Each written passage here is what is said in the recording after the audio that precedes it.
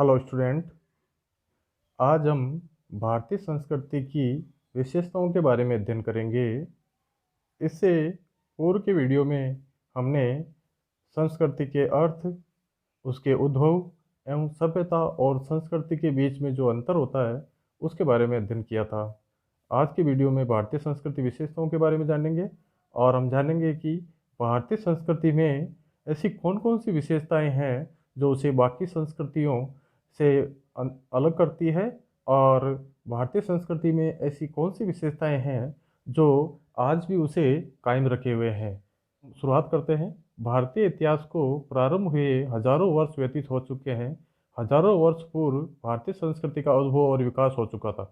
मतलब भारतीय संस्कृति नई नहीं है, बहुत ही पुरानी है, किंतु भारतीय संस्कृति के मूलभूत ढांचा, मूलभूत तत्वों, उसकी विशेषताओं को आज भी देखा जा सकता है।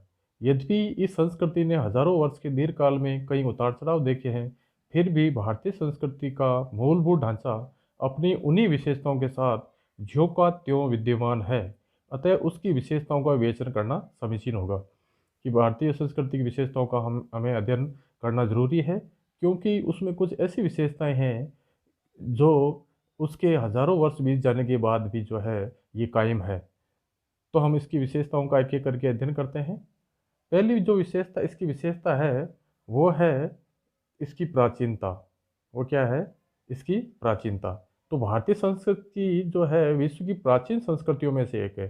भारतीय संस्कृति विश्व की प्राचीन संस्कृतियों में से एक है, और इसका जो प्रमाण है मध्य प्रदेश के भीमबेटका में पाए गए शैलचित्र। मध्य प्रदेश के जो भीमबेटका स्थान है वहाँ पर जो शैलचित्र मिले हैं वो पुरापाषाण काल के हैं। कब के हैं? पुरापाषाण काल के हैं। और नर्मदा घाटी में की गई खुदाई तक कुछ अन्य नरवंशीय एवं पुरातात्विक प्रमाणों से ये सिद्ध हो चुका है कि भारत भूमि आदि मानव की प्राचीनतम कर्म भूमि रही है। मतलब भारतीय भूमि जो है में आदि मानव के अवशेष मिले हैं। तो इस प्रकार इससे ये स्पष्ट हो जाता है कि भारतीय संस्कृति जो है बहुत ही प्राचीन है, बहुत ही प्राचीन है। सिंधु घाटी की सभ्यता के विवरणों से भी प्रमाणित होता है कि आज से लगभग 5000 वर्ष पहले उत्तरी भारत के बहुत बड़े भाग में एक उच्च कोटि की संस्कृति का विकास हो चुका था। हालांकि भारतीय संस्कृति का विकास तो आदिकाल से शुरू हो चुका था, लेकिन एक उन्नत संस्कृति का विकास आज से लगभग 5000 वर्ष पूर्व, मतलब जो है उत्तरी भारत में बहुत बड़े भूभाग में हो चुका था, सिंधु घाटी सरस्वती सभ्यता के रूप में। ठीक है। इसके अलावा जो है वेदों में परिलक्षित भारतीय संस्कृति न केवल प्राचीनता का प्रमाण है, अपितु वह भारतीय अध्यात्म और चिंतन की भी श्रेष्ठ अभिव्यक्ति है। भारतीय अध्यात्म और चिंतन की श्रेष्ठ अभिव्यक्ति किसमें होती है? वैदिक संस्कृति में। और वैदिक संस्कृति भी कोई आज की नहीं है, हजारों साल पूर्व की है। उपलब्ध प्रमाणों के आधार पर भारतीय संस्कृति से रोम और यूनानी संस्कृति को प्राचीन तथा मिस्र, असीरिया एवं बेबीलोनिया जैसी संस्कृतियों के समकालीन माना गया है। मतलब भारतीय संस्कृति को रोम, यूनानी, मिस्र, असीरिया और बेबीलोनिया की संस्कृतियों के समकालीन माना गया है। तो इस प्रकार भारतीय संस्कृति की जो पहली विशेषता है वो है प्राचीनता। अब बात करते हैं हम दूसरी विशेषता की। भारतीय संस्कृति की दूसरी विशेषता क्या है? भारतीय संस्कृति की जो दूसरी विशेषता है वो है निरंतरता। क्या है? निरंतरता। भारतीय संस्कृति जो है हजारों वर्ष के बाद भी ये संस्कृति आज भी अपने मूल स्वरूप में जीवित है। आज भी अपने मूल स्वरूप में जीवित है, मतलब जो है निरंतर रूप से चली आ रही है।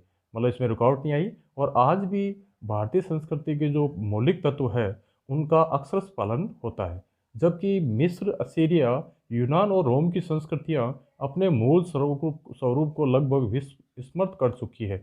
मतलब ये जो दूसरी सभ्यता है जैसे मिस्र है, असीरिया है, यूनान है और रोम है, उनके मूल तत्व कब के ही खत्म हो चुके हैं।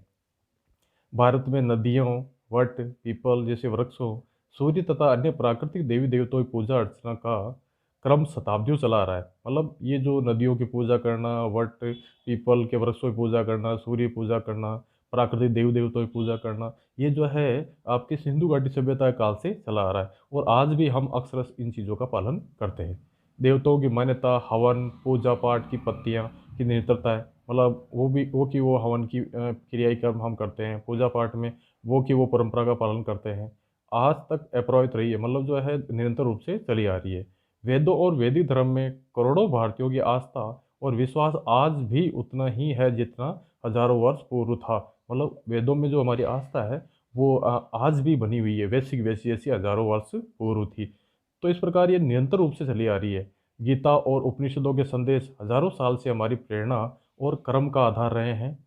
किंचित परिवर्तनों के बावजूद भारतीय संस्कृति के आधारभूत तत्वों, जीवन मूल्यों और वचन पद्धति में एक ऐसी निरंतरता रही है कि आज भी करोड़ों भारतीय स्वयं को उन मूल्यों एवं चिंतन प्रणाली से जुड़ा हुआ महसूस करते हैं और इससे प्रेरणा प्राप्त करते हैं। मतलब जो प्राचीन मूल्य हैं उनको हम जो है वैसा का वैसा आज भी मानते हैं। और इसी संदर्भ में जो कवि इकबाल है उसने कहा था, यूनान मिस्र रोमा सब मिट गए जहाँ से, कुछ बात है कि हस्ती मिटती नहीं हमारी। मतलब हमारी संस्कृति में कुछ ना कुछ तो ऐसी बात है कि आज भी वो अक्षरस बनी हुई है, जबकि विश्व की जो बड़ी बड़ी संस्कृतियां थी वो काल के ग्रास में समा चुकी है। अब बात करते हैं तीसरी विशेषता की। जो भारतीय संस्कृति तीसरी विशेषता है उसके बारे में हम जानते हैं। तो भारतीय संस्कृति जो तीसरी विशेषता है वो है लचीलापन और सहिष्णुता। लचीलापन और सहिष्णुता। भारतीय संस्कृति की सहिष्णु प्रकृति ने उसे दीर्घ आयु और स्थायित्व प्रदान किया है। भारतीय संस्कृति जो अभी तक बनी आ रही है, चली आ रही है निरंतर रूप से, उसका एक रीज़न ये है उसकी सहिष्णुता। उसकी सहिष्णुता। उसने जो है संसार की किसी भी संस्कृति में शायद इतनी सहनशीलता हो जितनी भारतीय संस्कृति में पाई जाती है। भारतीय हिंदू किसी देवी देवता की आराधना करे या न करे, पूजा हवन करे या ना करे, आदि साधनाओं पर धर्म या संस्कृति के नाम पर कभी कोई बंधन नहीं लगाया गया है। मतलब भारतीय संस्कृति सहिष्णु रही है और कोई किसी भी धर्म के पालन को उसने बिना बाधा के चलने दिया है। मतलब उसने किसी के ऊपर ऐसा प्रतिबंध नहीं लगाया कि भाई आप इस धर्म को नहीं पालन नहीं कर सकते या इस संस्कृति का फॉलो नहीं कर सकते। ये एक अनूठी विशेषता है भारतीय संस्कृति। इसलिए प्राचीन भारतीय संस्कृति के प्रतीक हिंदू धर्म को धर्म न कहकर कुछ मूल्यों पर आधारित एक जीवन पद्धति की संज्ञा दी गई है। और हिंदू का अभिप्राय किसी धर्म विशेष के अनुयायी से न लगाकर भारतीयों से लगाया गया है। मतलब एक प्रकार से ये जो हमारा जो संस्कृति है वो जो है एक तरह से जीवन पद्धति बन गई है। क्या बन गई है? जीवन पद्धति बन गई है। ठीक है, ये केवल धर्म या संप्रदाय नहीं है। ठीक है। भारतीय संस्कृति के इस लचीले स्वरूप में जब भी जड़ता की स्थिति निर्मित हुई तब किसी न किसी महापुरुष ने इसे गतिशीलता प्रदान कर इसकी सहिष्णुता को एक नई आभा से मंडित कर दिया।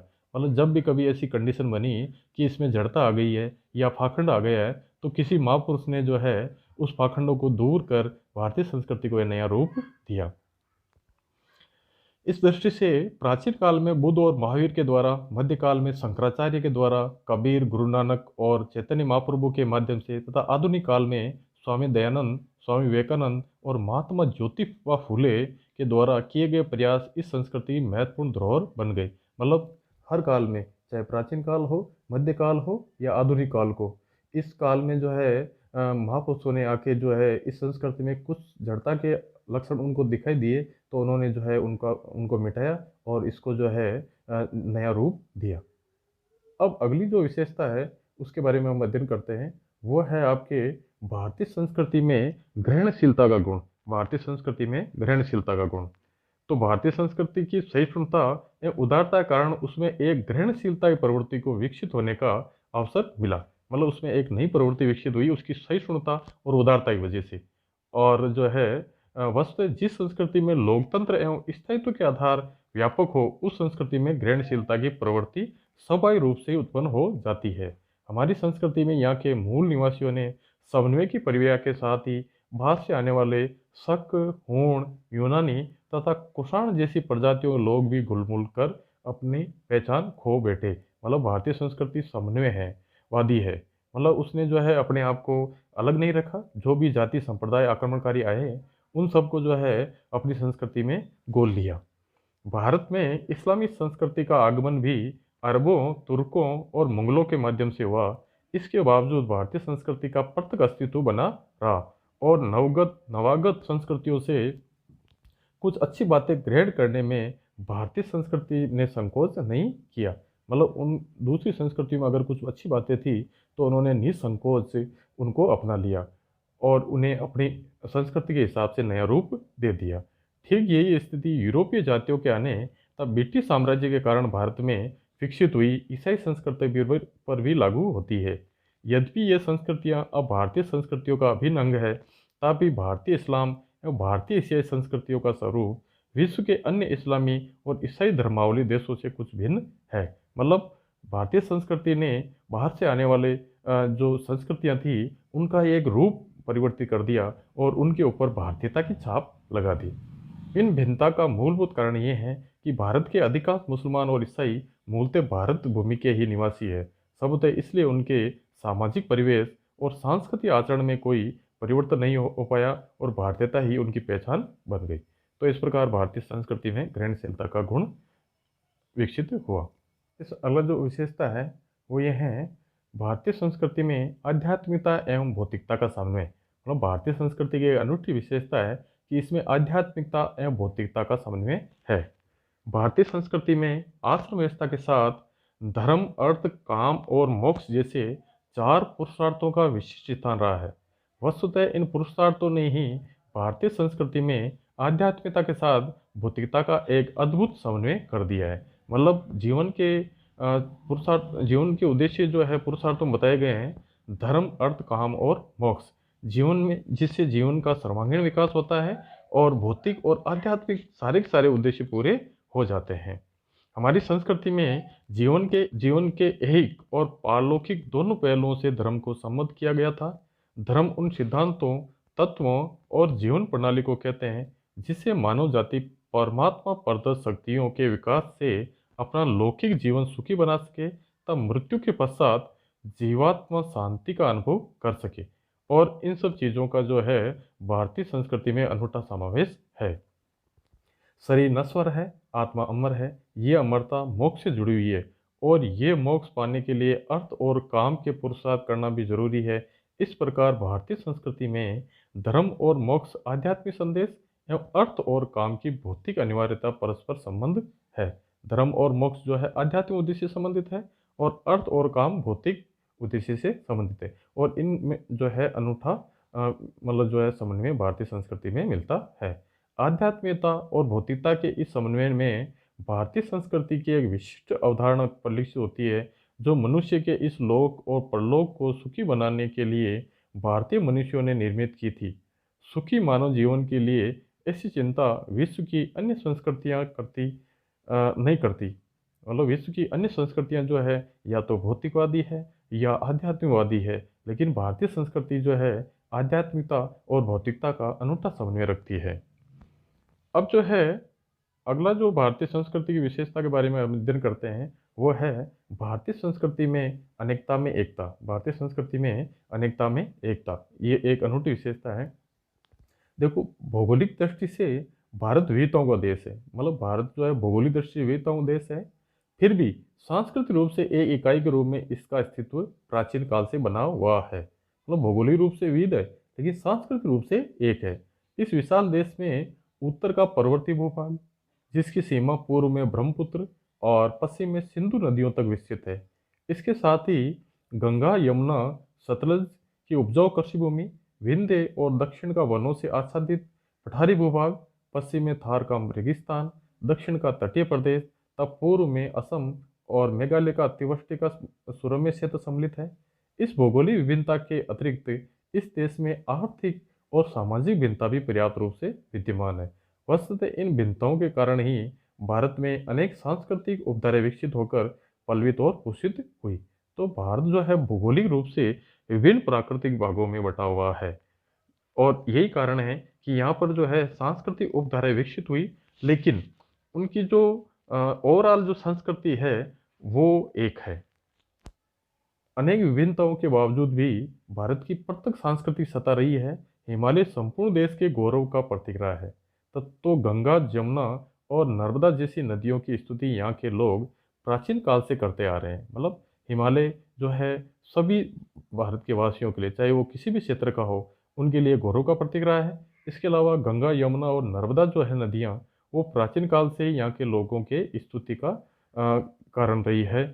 राम, कृष्ण और शिव की आराधना यहाँ सदियों से की जाती रही है, चाहे उत्तर भारत हो, दक्षिणी भारत हो, पूर्वी भारत हो या पश्चिमी भारत हो। भारत की सभी भाषाओं में इन देवताओं पर आधारित साहित्य का सर्जन हुआ है। उत्तर से दक्षिण और पूर्व से पश्चिम तक संपूर्ण भारत में जन्म, विवाह और मृत्यु के संस्कार एक समान प्रचलित है। विभिन्न रीति रिवाज, आचार व्यवहार और तेज त्योहारों में भी समानता है। भाषाओं की विविधता अवश्य है, फिर भी संगीत, नृत्य और नाट्य के मौलिक स्वरूपों में आश्चर्यजनक समानता है। संगीत के सात स्वर और नृत्य के ताल संपूर्ण भारत में समान रूप से प्रसिद्ध है। भारत अनेक धर्मों, संप्रदायों, मतों और पृथक आस्थाओं एवं विश्वासों का महादेश है, तथापि इसका सांस्कृतिक समुच्चय और अनेकता में एकता का स्वरूप संसार के अन्य देशों के लिए विस्मय का विषय रहा है। मतलब भारतीय जो है इतनी विविधता होने के बाद भी इसके अंदर एकता है, और ये सब जो है विश्व के बाकी देशों को अचंभित कर देती है, आश्चर्य में डाल देती है कि इतनी विविधताओं के होते हुए भी भारत में जो है सांस्कृतिक एकता है। इंग्लैंड के प्रधानमंत्री चर्चिल ने कहा था कि भारत जातियों और भाषाओं का अजायब घर कहा जा सकता है, कि भारत को जातियों और भाषाओं का अजायब घर कहा जा सकता है, ऐसा उन्होंने कहा था। लेकिन फिर भी जो है इसमें सांस्कृतिक एकता है।